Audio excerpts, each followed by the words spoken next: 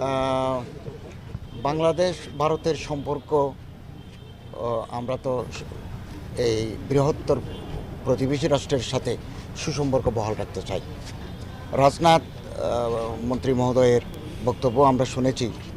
তো বাংলাদেশটা স্বাধীন রাষ্ট্র, স্বাধীন দেশ, আমাদের স্বাধীন পররাষ্ট্রনীতি আছে এবং friendship to all, none to malice, সবার সাথে বন্ধুত্ব, কারোর সাথে শত্রুতা নয়, এটা আমাদের নীতি হয়ে আসছে।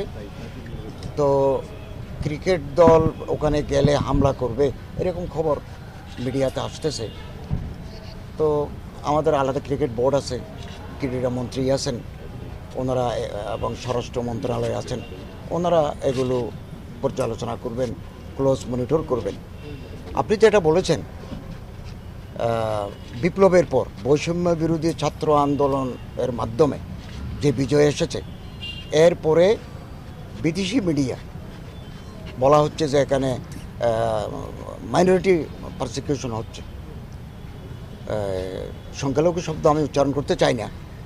সনাতন ধর্ম, বৌদ্ধ ধর্ম, এই সমস্ত ধর্মের উপর, উপাসনালয়ের উপর, ঘরবাড়ির উপর হামলা হচ্ছে।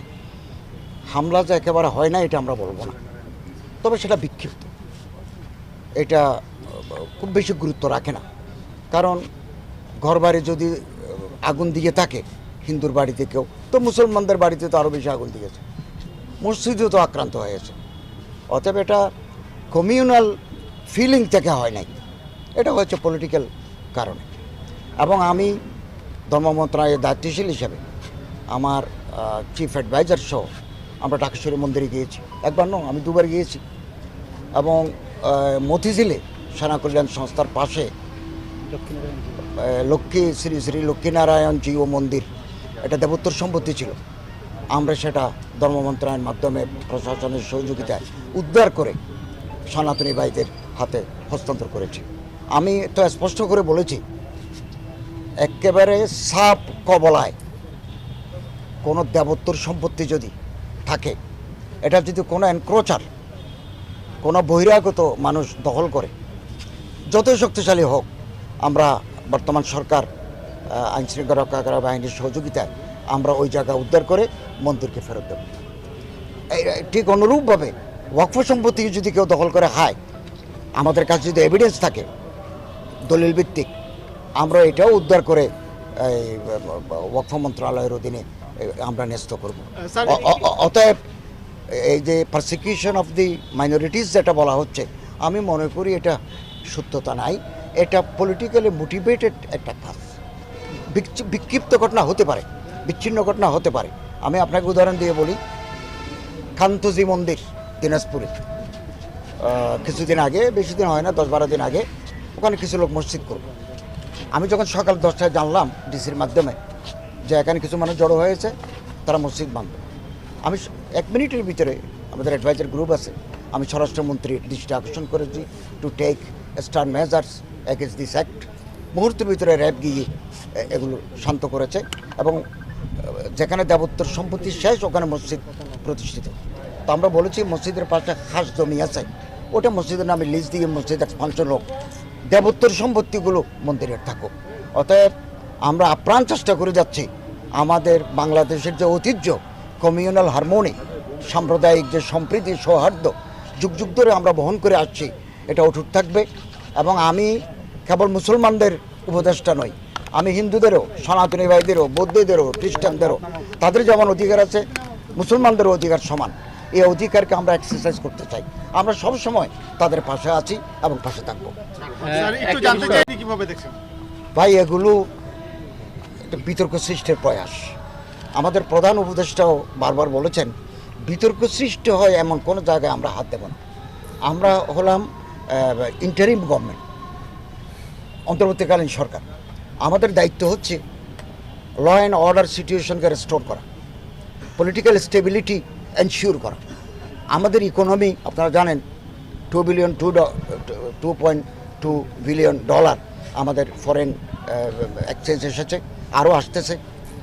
তো এটাকে যদি আমরা একটু বাড়াতে পারি, আরও বেশি বাড়াতে পারি, এবং একটা কনজেনিয়াল অ্যাটমসফিয়ার যদি দেশে তৈরি হয়, যখনই তৈরি হবে, আমরা নির্বাচন কমিশনকে ঢেলে সেজে একটা সুষ্ঠু অবাধ ইম্পার্শিয়াল নির্বাচন দিয়ে নির্বাচিত দলকে ক্ষমতা হস্তান্তর করে আমরা বিদায় নেব।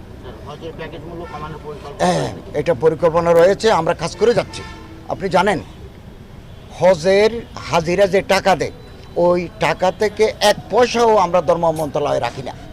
অনেকে মনে করে থাকেন যে হাজিদের টাকা নিয়ে আমরা 1 কোটি টাকার ওষুধ নিই হাজিদের জন্য। 80 জন ডাক্তার, প্রায় আরও 20-30 জনের মতো আমরা নার্স ব্রাদার্স আমরা সাথে রাখি এবং ফার্স্ট এইড ট্রিটমেন্ট দিই। মেডিকেল অ্যাপ্লায়েন্সেসগুলো আমরা নিই এবং আমাদের সাথে সৌদি আরবের চুক্তি আছে, যদি কার্ডিয়াক অ্যারেস্ট হয়, যদি হার্ট ফেল করে অথবা আনকনশাস হয়, ওই সমস্ত হাসপাতালে আমরা ভর্তি করি। এই যে খরচগুলো আমরা হাজিদের কাছ থেকে নিই না, এটা আপনি বলতে পারেন one kind of subsidy to the Pilgrim's.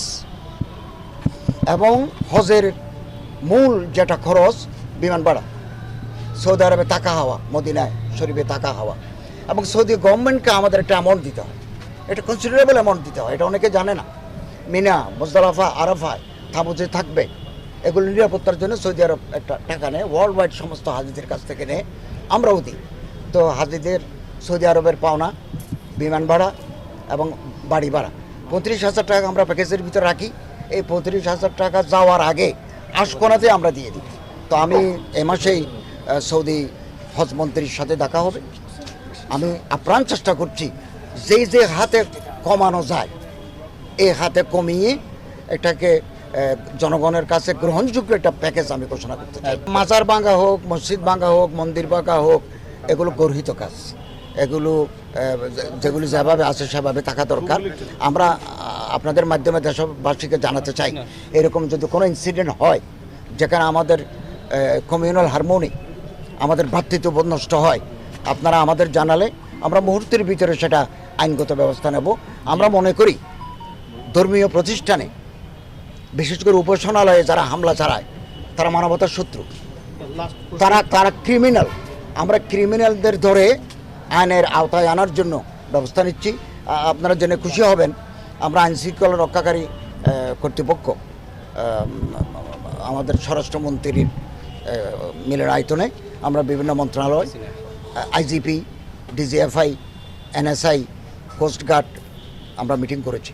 আমরা মিটিং করে জেলা প্রশাসক মহোদয় বাংলাদেশের আমরা ওনাদেরকে জানিয়ে দিয়েছি যে মাদ্রাসার ছাত্রদেরকে এই পূজার সাথে সম্পৃক্ত করলে তারা মন্দির পাহারা দেবে, কেবল ষষ্ঠী থেকে নয়, এখন থেকে দেবে, এবং এই কার্যক্রম শুরু হয়েছে।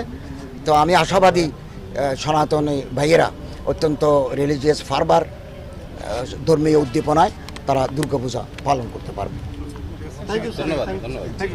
পোষণ করি না, আমরা প্রতিটি জায়গায় পুলিশ নিয়োগ করব, স্ট্রাইকিং ফোর্স থাকবে। আমি আইজিপিকে বলেছি, মিটিংয়ে বলেছি যে আপনি স্ট্রাইকিং ফোর্স দেন যাতে কেউ করতে না পারে, এবং লোকাল মানুষকে ইনভলভ করতে হবে।